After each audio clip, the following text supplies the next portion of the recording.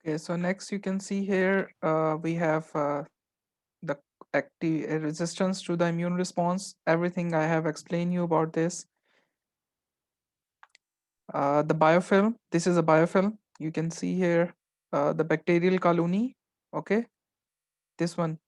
This is because they are staphylococci. These are the cocci.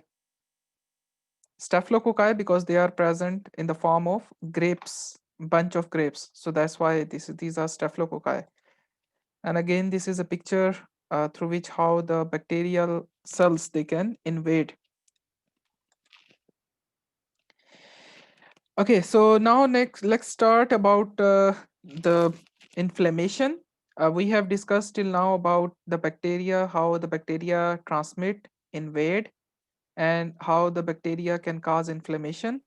So now we will discuss about what type of toxins the bacteria they are produced, and these toxins they are dangerous to body, and that will lead to a immune response as well as sign and symptoms. So there are two kind of toxins we have discussed: exotoxins and endotoxins. So exotoxins which are released into the blood or which are released from the cell, and endotoxins which are present in the cell wall of a bacteria.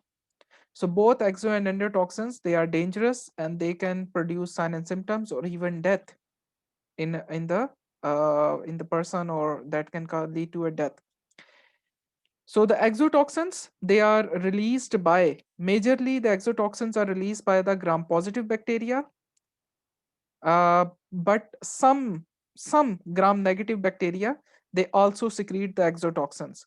Otherwise, gram negative bacteria they have endotoxin, they don't secrete exotoxin. Okay, so only gram positive bacteria they release these exotoxins. Gram positive bacteria they release the exotoxins, while we have some species of gram negative bacteria they also secrete this exotoxins. So exotoxins are what? Exotoxins are actually the polypeptides. These are the polypeptides, these are the proteins. So toxins are the proteins, and these proteins they are actually their genes are located on the plasmid. Their genes are located on the plasmid, as well as their genes are also located on the bacteriophages as well. So exotoxins they are released by the gram positive bacteria, I told you, while the gram negative bacteria they produce endotoxins. They produce endotoxins. So exotoxins they are, you can say, the most toxic compound which we ever know. It is the most toxic compounds. Exotoxins are the most toxic compounds. Even a minute amount of this toxin can kill a person. For example, tetanus tetanus toxin. Tetanus toxin. You know, only less than 1 microgram. 1 microgram. It means 10 power minus 6 gram of tetanus toxin is lethal. It can cause death. So that is why exotoxins of bacteria, they are the most toxic compound in the world. So even a minute amount of these toxins can lead to the death of a person. So these exotoxins, they are polypeptides. I told you they are the polypeptides, and because they are the protein, polypeptides they are protein, so they also have antigen as well. They also have antigen. So that is why when the toxins are produced, they are also recognized by the antibodies. They are also recognized by the antibodies, and they can also able to produce a immune response, because these are the proteins. These are the proteins. So because they can induce immune response, these are the proteins. They are the proteins. So they can induce a immune response to produce immunoglobulin or antibodies. So that is why nowadays we have antibodies against these toxins. We have immunoglobulin against these toxins. So we can produce a vaccine. Now we have vaccines for these toxins. You know this tetanus toxide, vaccine, Tdap. Have you heard this vaccine name? Tdap. No? T for tetanus, No. Da for diphtheria, and P for pertussis. Actually, this vaccine is a combination of these three toxin: tetanus, diphtheria, pertussis. And this Tdap, I think, if I remember, the first dose it is just after the birth, I think, and the second dose before 12 years of age, and the third dose I think it is at 18 or 20. I'm not sure about their schedule, but we all have received this vaccine, Tdap. We all have received, because this is this vaccination plan or this vaccine is in the, I think, every country they have this vaccine in their vaccination program. So because these exotoxins, they are protein, so we have vaccines against these toxins. Okay, so and because it is very easy to produce vaccine against these toxins, what we need to do, we need to nucleify or nutrify the toxins. How we nutrify? We just need to use formaldehyde.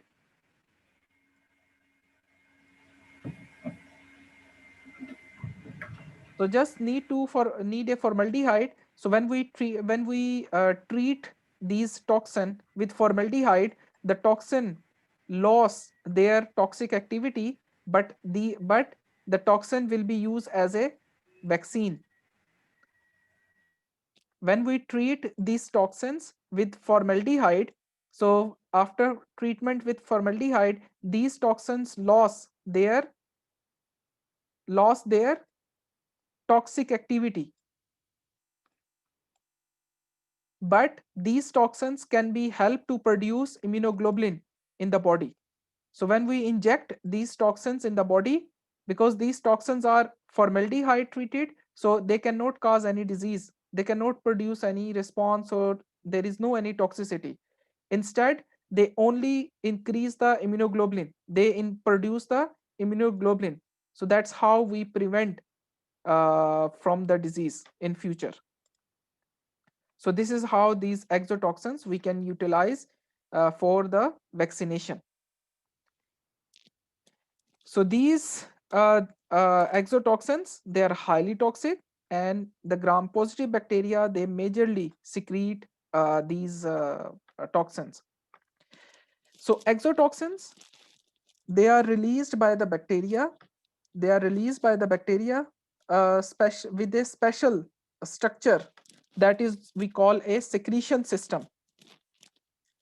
That is called a secretion system. These exotoxins, they are released by the bacteria with the help of specialized system that is known as secretion system. Through this secretion system, through this secretion system, these exotoxins, they are synthesized inside the cell, but they are excreted from the cell. So through this secretion system, there are two possibilities. Either the bacterial cell Either the bacterial cells secrete the exotoxins into another cell. This is a normal cell, normal human cell.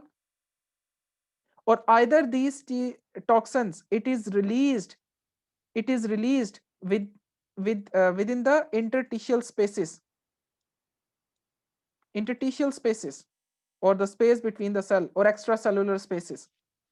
Okay, that is more appropriate, extracellular spaces. So there are two possibilities.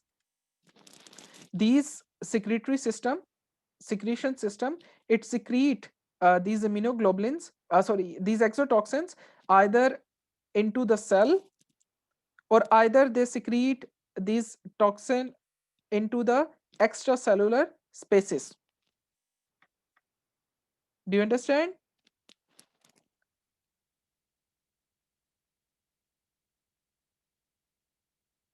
Do you understand? Yes, sir. Okay. So Yes, sir. these exotoxins, they are secreted either the extracellular spaces, or either they are secreted directly into the human cell. So those toxins which are secreted into the mammalian cells, they are more effective. They are more effective because when you secrete, if the bacteria secrete the toxin into the extracellular space, we know that in extracellular space we have immunoglobulins. So when these toxins they are released into the extracellular spaces, these toxins will be neutralized by these immunoglobulin. So it means if the bacteria secrete the exotoxins into the extracellular spaces, so extracellular spaces, these exotoxin will be degraded by our immune response. So there will be no efficacy, there will be no effect. But if the bacteria secrete these these exotoxins directly into the cell, directly into the cell, so that's how these exotoxins can escape from our immune response. And you know that if I want to if I want to uh, like insert some compound from one cell to another cell, there must be some transporting system. There must be some transporting system. Let's suppose you for example, you are ill, you go to hospital, and the doctor want to give some drugs through injection. The doctor want to give some drug through injection. So what will the doctor do? He will inject the drug, he will use a syringe, he will use a needle, and then inject the drug into your body. The same bacteria, it actually do the same procedure. The bacteria have a special secretory system, that is known as type 3 secretion system. Type 3 type 3 secretion system. Through this secretion system, the bacteria inject, just like an injection, the bacteria inject the exotoxins from their cell to a human cell. So this injection system is known as type 3 secretory system. So this is the most advanced and important system through which a bacteria insert the exotoxins from its cells to a host cell or a human cell. And these secretion system, I told you, just like a syringe, we have needle. This system also have a needle like structure, and through this needle like structure, it inserted the exotoxin into a human cell. So this is type 3 secretory system, which help to inject the exotoxins into the cell. Because if this exotoxin is released into the extracellular spaces, if it is released into the extracellular spaces, then this exotoxins will be degraded by the immune response. Understood, class?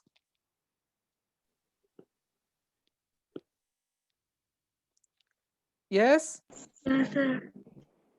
Okay, so the next thing is, uh, each exotoxin, each exotoxin, like we different species produce, so all the exotoxins, they have two sites. They are composed of two sites or two subunits, A subunit and B subunit. All exotoxins, the exotoxins, the exotoxins have two subunits, A subunit and B subunit. The A subunit is a virulent subunit. Virulent mean which cause a disease, and B subunit is a receptor binding subunit.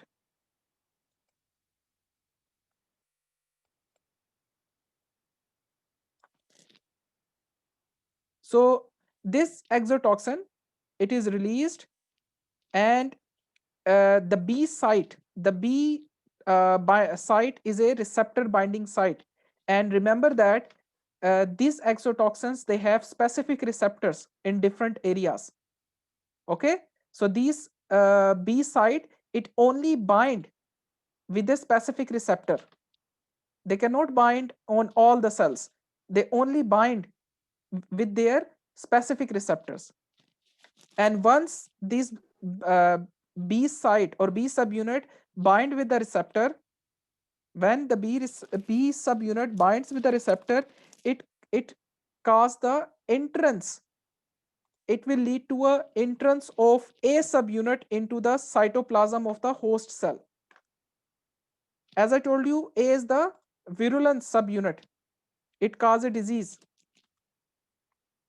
So after binding to the specific site, the A subunit enter into the cell, and ultimately it will hijack the cell and produce or inhibit certain responses. So for example, we know that this botulinum toxin, yesterday you were asking botulinum toxin. So botulinum toxin, it inhibit the release of acetylcholine. It inhibit the release of acetylcholine. So botulinum toxin, it only act as a neuromuscular junction or NMJ. So B subunit only bind at the neuromuscular junction. So B subunit will not bind at any other region. So each toxin, their B subunit have the specific receptor and different areas. Okay, for example, cholera, the cholera toxin, it has a receptor in GIT, so it will not bind at any other site. Understood?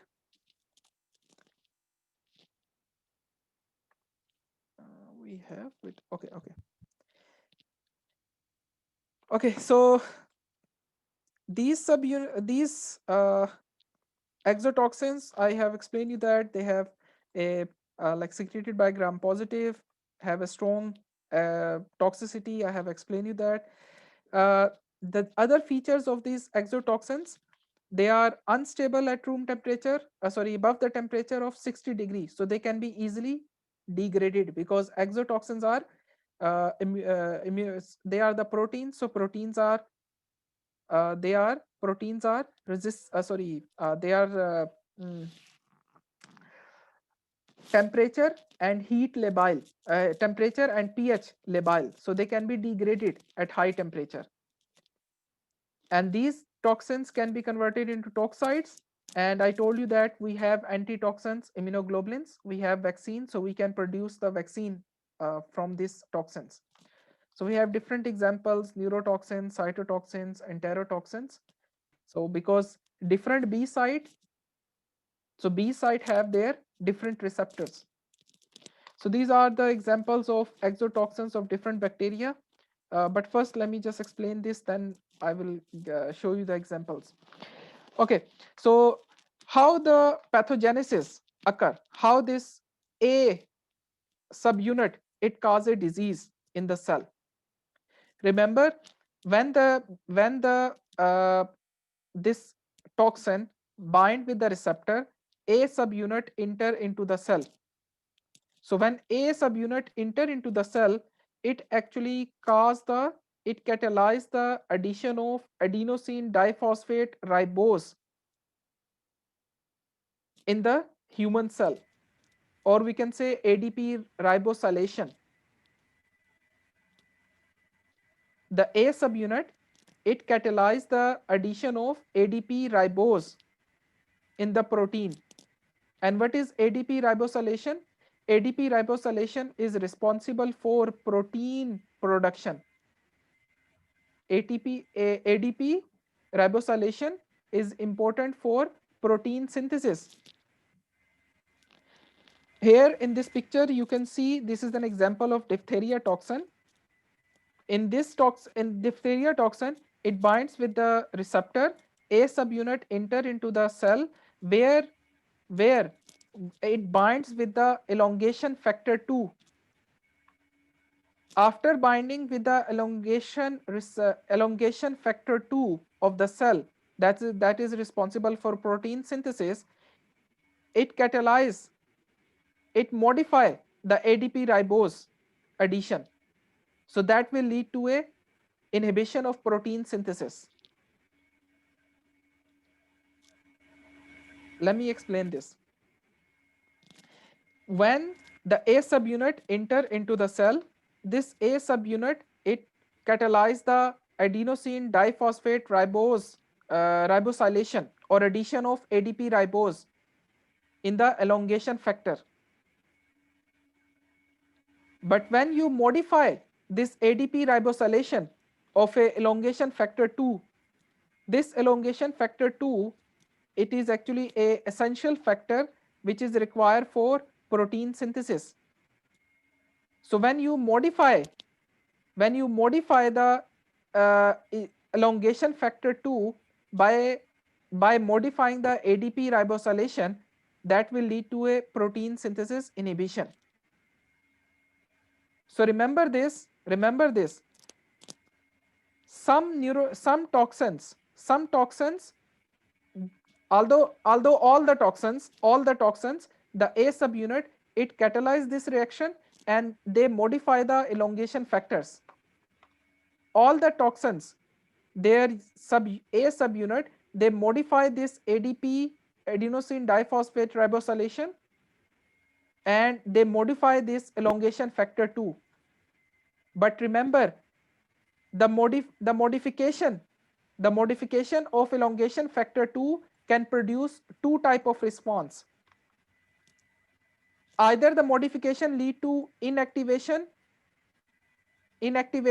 of elongation factor, or either the modification lead to a hyperactivation of this elongation factor. So there are two possibilities. So some toxins, they inactivate this elongation factor, so ultimately there will be a inhibition of protein. Some toxins, they modify the elongation factor 2, and that modification lead to a increased synthesis of protein or hyperactivation of this elongation factor. So we have different examples. Here I have the pictures. Here, Vibrio cholera, the cholera toxin. So Vibrio cholera toxin, it activates this ADP ribosylation, and that activate the elongation factor. When it activated, there will be a increased adenylate cyclase activity. So there will be a hyperactivation. For example, we also have this one, Bordella pertussis. You remember I told you about Tdap. So Tdap, tetanus, diphtheria, pertussis. These are the three toxins, and this is a vaccine name we use for these three toxins. We use this. So these exotoxins, you can see here, they this pertussis, it inactivate the protein. So by inactivating the elongation factor, there is a stimulation of adenylase cyclase. So as I told you, the activation, as I told you, the activation or inhibition of elongation factor, the modification of elongation factor will either activate it or either inhibit it. So different toxins, they have different activity. Class, are you getting my points?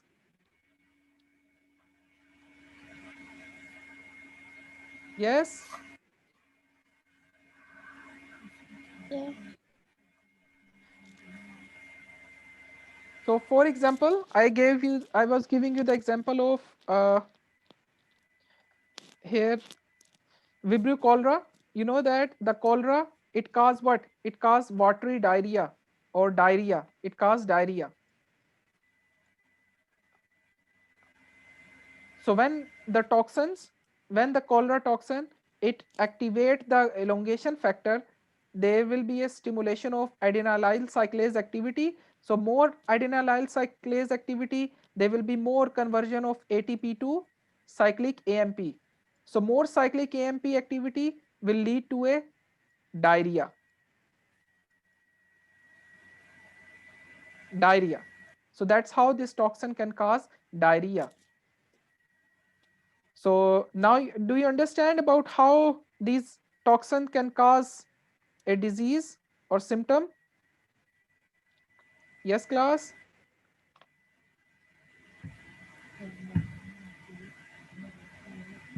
Okay. So next we have endotoxins. So endotoxins, I told you that the endotoxins, they are not they are produced, but these endotoxin, they are the part of the cell wall of a bacteria. So endotoxin is a part of cell wall of gram negative bacteria. So they are not excreted. They are not excreted. They are the part of uh, the gram negative bacteria. And these exotoxins are released whenever there is a breakdown of bacterial cell. So even after the macrophages attack, if the macrophage kill the bacteria after the phagocytosis, still some part of these endotoxins can be released and can produce a sign and symptoms. The most common sign and symptoms which are produced by the endotoxins are fever and shock. Remember this. Remember this. Endotoxins, they produce fever and they produce shock. And endotoxins, they have very weak antigenic activity. Very weak antigenic activity. So that is why we don't have any vaccine against endotoxins. We don't have vaccine against endotoxin, and because they have weak antigenic activity, so there will be no immunoglobulin or immune response are produced. So that is why a same bacteria can attack or can cause a disease again and again, because there is no immune response. Okay. Yes, understood. So here you can see Yes, sir.